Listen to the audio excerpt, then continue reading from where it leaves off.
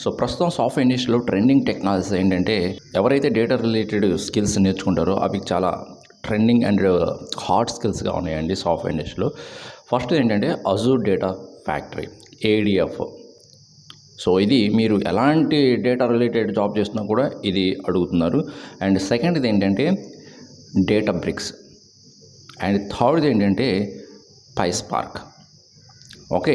And ఫోర్త్ది ఏంటంటే SQL. And నెక్స్ట్ది ఏంటంటే Snowflake.